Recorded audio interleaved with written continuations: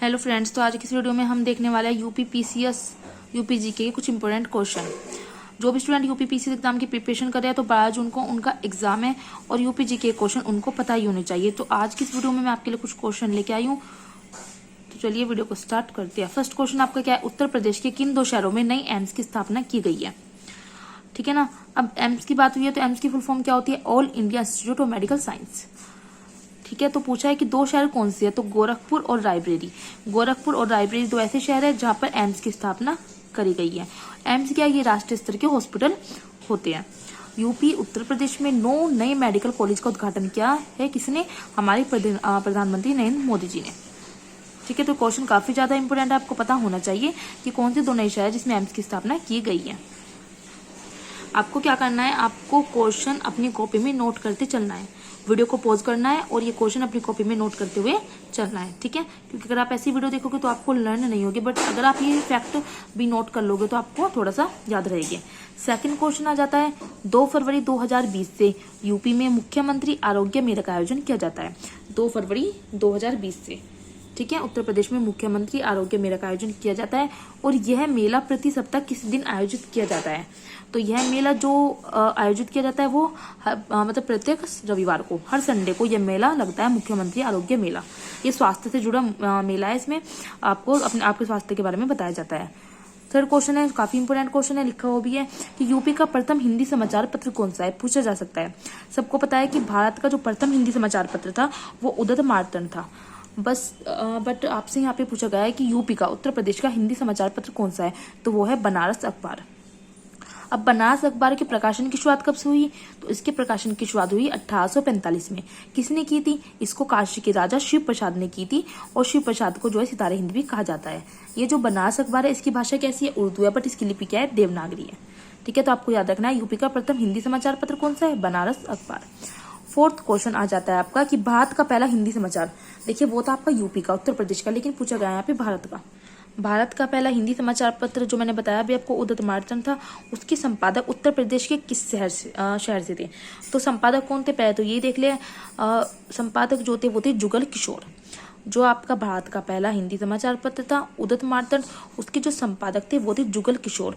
प्रकाशन हुआ था इस समाचार पत्र का कलकत्ता से, प्रारंभ हुआ था 1826 में। और किस शहर के थे जुगल किशोर, ये कानपुर शहर के थे। काफी अच्छा क्वेश्चन है, इंपोर्टेंट क्वेश्चन भी है, तो आपको याद रखना है। अगर यूपी का प्रथम हिंदी समाचार पत्र पूछे तो बनारस अखबार, लेकिन अगर भारत का पूछे तो आपका उदित मार्तंड। और किसने निकाला था, जुगल किशोर ने। और बनारस अखबार को राजा शिव प्रसाद ने निकाला था। चलिए अब देखते हैं हम नेक्स्ट क्वेश्चन। 5th क्वेश्चन आ जाता है, उत्तर प्रदेश के साहित्य को अध्ययन की दृष्टि से कितने भागों में विभाजित किया गया है। साहित्य के अध्ययन की दृष्टि से 5 भागों में विभाजित किया गया है। जैसे फर्स्ट आ जाता है आपका प्रारंभिक युग, ठीक है ना, जो 1845 से 1867 तक था। फिर आ जाता है आपका भारतेंदु युग। भारतेंदु युग 1867 से 1900 तक था। द्विवेदी युग आ जाता है 1900 से 1920। गांधी या जिसको हम छायावादी युग भी कह सकते हैं, वो 1920 से 1947 तक था। फिर आपका लास्ट आता है जो हमने 5वां का है, स्वतंत्रता के बाद का युग, जो 1947 से लेकर आज तक है। तो आपको युग याद रख लेने हैं। और क्वेश्चन में यही पूछा है कि उत्तर प्रदेश के साहित्य को अध्ययन की दृष्टि से कितने भागों में बांटा गया है। ठीक है, 5 भाग में। नेक्स्ट क्वेश्चन आ जाता है आपका 6th क्वेश्चन, जो है कि किस नदी को गोरखपुर का शोक कहा जाता है। अच्छा क्वेश्चन है। गोरखपुर का जो शोक कहा जाता है वो राप्ती नदी को कहा जाता है। गोरखपुर जो है राप्ती नदी के किनारे है और राप्ती नदी नेपाल से निकलती है। नेपाल में स्थित हिमालय से निकलती है राप्ती नदी। और जहाँ से ये नदी निकलती है उस स्थान का नाम क्या है, रुकमकोट। आपको याद रखना है, जहाँ से ये नदी निकलती है राप्ती नदी, उसका नाम है रुकमकोट। अब हम कहीं राप्ती की सहायक नदी कौन सी है, तो राप्ती जो है घाघरा की सहायक नदी है। 7th क्वेश्चन क्या जाता है आपका, कौन सी नदी बिहार के कैमूर से निकलकर उत्तर प्रदेश में बहती है। कैमूर क्या है, कैमूर जो है बिहार का एक जिला है, ठीक है, जो उत्तर प्रदेश से सटा हुआ है। तो कौन सी नदी बिहार के कैमूर से निकालकर उत्तर प्रदेश में बहती है, तो वो है आपकी कर्मनाशा नदी। अच्छा क्वेश्चन है, वाले भी पूछा जा सकता है।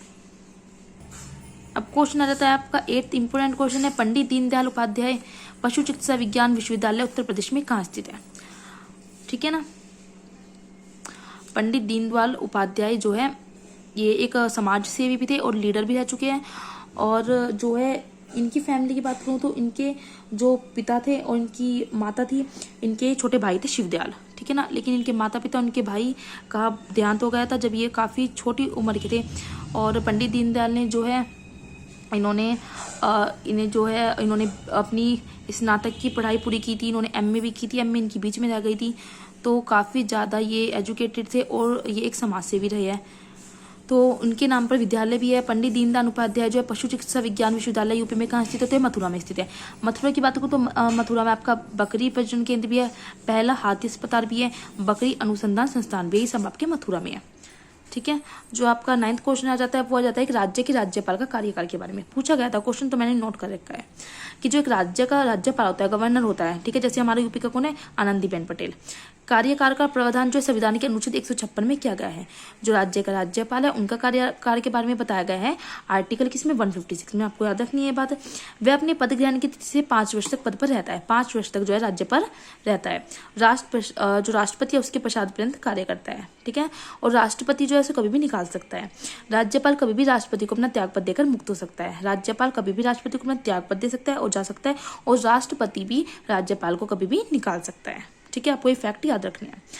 फिर आपका लास्ट क्वेश्चन आ जाता है, लास्ट नहीं है, एक और है। यूपी के जीडीपी में सर्वाधिक योगदान किस जिले का है। ठीक है ना। सबसे ज्यादा जो योगदान है वो गौतम बुद्ध नगर का है। ठीक है। इसकी जीडीपी कितनी है, 9%। सेकंड नंबर पे कहूँ तो लखनऊ की है। लखनऊ जो है ये प्रति व्यक्ति आय के 5वें नंबर पे है उत्तर प्रदेश में। नेक्स्ट क्वेश्चन क्या रहता है आपका, राज्य की विधान परिषद के द्वारा एक साधारण विधेयक को कितने समय तक रोका जा सकता है, तो 4 महीने तक रोका जा सकता है साधारण विधेयक को। धन विधेयक की बात करूँ तो 14 दिन तक रोका जा सकता है, और संविधान संशोधन विधेयक को 4 महीने तक रोका जा सकता है। तो ये क्वेश्चन आपके कंप्लीट हो जाते हैं। मैं एक बार स्टार्टिंग से दिखा रही हूँ, वीडियो को पॉज करके आप अपने नोट्स बना सकते हो। अगर आपको वीडियो अच्छी लगती है तो आपको वीडियो को लाइक करना है, वीडियो को शेयर करना है अपने फ्रेंड्स के साथ, और आपको क्या करना है, कमेंट्स में मुझे ज़रूर बताना है।